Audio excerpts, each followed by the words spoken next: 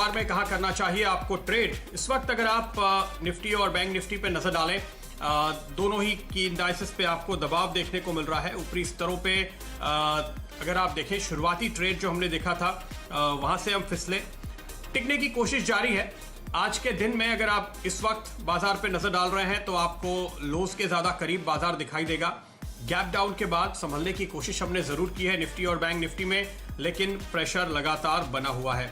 आंकड़ों पे नजर डालें इसके पहले कुछ उन स्टॉक्स की तरफ रुख करते हैं जिनकी वजह से आपको निफ्टी पर दबाव बनता हुआ दिखाई दे रहा है। तो वो हेवी वेट्स जो इस वक्त बाजार पे दबाव बना रहे हैं, HDFC, ICICI bank, Bajaj finance, SBI, ये कुछ दिग्गज हैं जहां पर आप बड़ी गिरावट, बड़ा दबाव आते हुए लगातार देख रहे हैं। कुछ स्टॉक्स जहां पर पिछले कुछ मिनटों में दबाव बढ़ा है, अगर आप उन पे नजर डालें तो जी एंटरटेनमेंट आपकी नजर में होना चाहिए, ग्रासिम आपकी नजर में होना चाहिए, UPL आपकी नजर में होना चाहिए और वेदांता, जैसे कि हम आपको बता रहे थे मेटल स्टॉक्स पे खास कमजोरी है। वेदांता पे अब यहाँ पे दबाव बढ़ता हुआ नजर आ रहा है, बावजूद इसके कि कंपनी कह रही है कि उन्होंने डीलिस्टिंग के लिए फंड्स जमा कर लिए हैं, लेकिन फिलहाल यहाँ पर आपको साफ तौर पर प्रेशर देखने को मिल रहा है। ऐसे में सबसे पहले बात करेंगे इंडेक्स की, तो निफ्टी बैंक निफ्टी में आपको क्या करना चाहिए। कुछ आंकड़ों पे नजर डालिए। ऑप्शन ट्रेडर्स आज क्या कर रहे हैं, देखिए ऑप्शन ट्रेडर्स ने आज जो गैप डाउन दिखा, अब 10,300 के नीचे आ गए, उसके बाद अपनी पोजीशंस को थोड़ा नीचे लिया है, हम कह सकते हैं, क्योंकि 10,500 के कॉल पे आप सबसे ज्यादा बिल्डअप होते हुए देख रहे थे। शुक्रवार तक का रुझान साफ था कि 10,500 के करीब बड़ा हर्डल है, लेकिन आज जो एडिशन हुआ है, जो नई पोजीशंस जुड़ी हैं, वो सबसे ज्यादा जुड़ती हुई आपको 10,300 के कॉल पे दिखाई देंगी। तो कॉल राइटर्स थोड़ा नीचे आए हैं, यानी कॉल राइटर्स को अब लग रहा है कि 10,300 के ऊपर निकलना भी बाजार के लिए आसान नहीं होगा, निफ्टी के लिए आसान नहीं होगा। वहीं अगर आप नीचे की तरफ देखें कि पुट में कहां पर एक्शन देखने को मिल रहा है, तो 10,000 के पुट पे सबसे ज्यादा पोजीशन बनी हुई है लगातार, और 10,100 पे भी आपको एडिशन होते हुए दिखाई दे रहा है। तो उस लिहाज से आप ये कह सकते हैं कि 10,100 के करीब आने पर, या बल्कि अगर आप इस वक्त जो ऑप्शन प्रीमियम वगैरह है उसको देखें, 10,160, 10,180 का एक दायरा आप पकड़ सकते हैं जहां पे एक अच्छा सपोर्ट देखने को मिल सकता है। अगर आप उस लेवल तक पहुंचे तो इस पे जरूर नजर रखेंगे। फिलहाल पॉसिबिलिटी है कि आज दिन के दौरान ये रेंज आपको टेस्ट होती हुई दिखाई दे, अब तक की चाल जैसी रही है। लेकिन अगर आप वहीं कॉल्स की पोजीशन को देखें और टेक्निकली बाजार को देखें, तो एक लेवल मैं आपको बता रहा हूं जो आप ध्यान में रखिए शाम को 3:30 तक, वो लेवल है 10,362। अगर निफ्टी 10,362 के नीचे बंद होता है तो आप ये मानिएगा कि अभी भी वो बेयर ग्रिप में बना हुआ है। अगर 10,362 के ऊपर निकलकर निफ्टी बंद होता है, तभी आप कह सकते हैं कि बुल्स ने फिर से कामयाबी हासिल की है बाजार पे अपनी पकड़ बनाने में। तो थोड़ा अपहिल टास्क है, थोड़ी मुश्किल है। ये लेवल हर रोज बदलता है, तो आज के लिए ये लेवल है, हो सकता है कल आपको एक दूसरा लेवल दिखाई दे, लेकिन आज 10,360 के ऊपर, 10,362 के ऊपर अगर क्लोजिंग नहीं होती तो वो पुल बैक भी आप शायद एक सेल ऑन राइज का मूड बाजार में बना हुआ देखेंगे, जो कि इस वक्त साफ तौर पे अब ट्रेंड बन चुका है उछाल में बेचने का।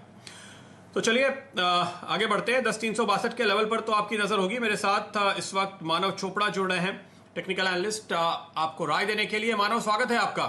तो कोई ट्रेड जो आप निफ्टी या बैंक निफ्टी या दोनों में लेना चाहेंगे, बताइए क्या है आपकी रणनीति आज।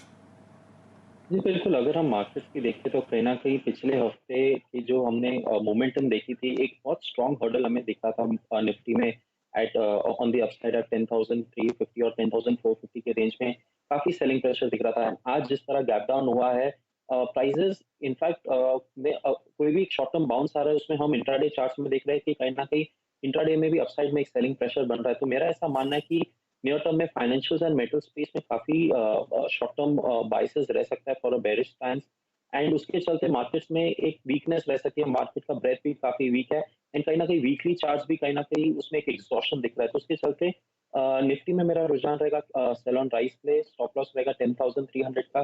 जैसे आपने बताया कॉल राइटर्स काफी एग्रेसिव है, एंड यही एक टेक्निकल रेजिस्टेंस भी बनता है। तो 10,300 के स्टॉप लॉस से सेल करना चाहिए निफ्टी को। लोअर साइड टारगेट है 10,050। प्रदीप जी, एक चीज हाईलाइट करूंगा कि 10,200 का एक इंपॉर्टेंट सपोर्ट है। अनुमान है कि ये यूजुअली ये एंटिसिपेटेड है कि लोअर साइड में ब्रेक कर सकता है। एक बार 10,200 के लेवल्स ब्रेक हो जाएंगे, उसके नीचे क्लोज होंगे, एक बहुत शार्प सेल ऑफ हम देख सकते हैं। बैंक निफ्टी में इंपॉर्टेंट बैंक निफ्टी में भी देखें तो lower tops and lower bottoms का फेज बन चुका है, तो उसके चलते इसमें भी सेल करने की सलाह है। 21,350 का स्टॉप लॉस रहेगा ऑन दी अपसाइड। इंपॉर्टेंट जो सपोर्ट है निफ्टी बैंक निफ्टी का है 20,900। मेरा ऐसा मानना है कि ये लेवल्स टूटेंगे तो वीकली सपोर्ट्स भी ब्रेक होएगा, इंपॉर्टेंट एवरेजेस भी ब्रेक होंगे, एक sharp unwinding and shorts aggressive बन सकते हैं। तो उसको एंटिसिपेट करके करंट लेवल्स में सेल करना है। लोअर साइड जो मैं टारगेट देख रहा हूँ बैंक निफ्टी का है 20,650 का। सो रिस्क रिवॉर्ड दोनों में शॉर्ट करने के लिए करंट लेवल्स में काफी अच्छे हैं, तो मेरा ऐसा मानना है कि करंट लेवल्स में शॉर्ट करना चाहिए। बिल्कुल, तो आप सेल की कॉल दे रहे हैं, 10,050 तक के लेवल आ सकते हैं। जी हाँ, 10,200 10,230 ये एक सपोर्ट रेंज की बात हम सुबह से कर रहे हैं, और इनफैक्ट इसी रेंज में आकर के हमने आज का लो बनते हुए देखा है। तो इस पे नजर रखें, ये टूटने के बाद और आगे की गिरावट आएगी 20,650, ये टारगेट आपको सेल साइड में निफ्टी बैंक पर भी मिल रहा है। तो दोनों ही इंडाइसिस पे फिलहाल मानव की राय है कि आपको बेचकर चलना चाहिए, यहां पर आपका मुनाफा शॉर्ट साइड में ही बनेगा। स्टॉक्स पे भी मैं देख रहा हूं, आपने खास तौर पे मानव शॉर्ट साइड के ही ट्रेड ज्यादा लिए हैं, और मेटल वो सेक्टर है जो बहुत ज्यादा बुरी तरह से टूट रहा है। तो पहला कॉल आपका इसी सेक्टर से है।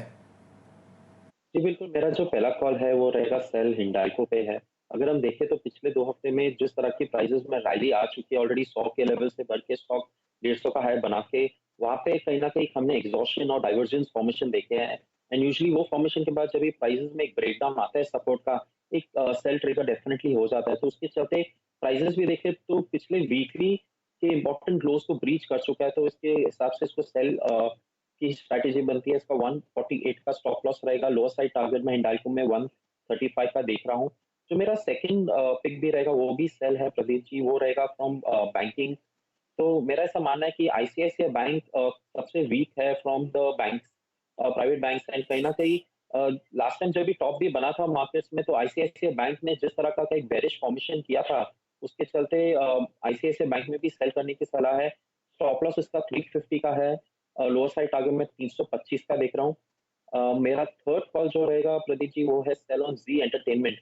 इनफैक्ट जी एंटरटेनमेंट का चार्ट काफी वीक रहा है, स्टॉक अंडर परफॉर्मेंट रहा है, and in spite of short term consolidation एक ब्रेकडाउन जब हमने देखा है जी एंटरटेनमेंट में, तो वो ब्रेकडाउन भी वॉल्यूम्स के साथ हुआ है ऑन दी आवरली चार्ट। तो उसके चलते इसमें सेल करने की सलाह है। Stop loss 170, lower side target 155। And मेरा जो आखिरी पिक रहेगा वो है बाय ऑन ब्रिटानिया। इनफैक्ट मेरा ऐसा मानना है कि ये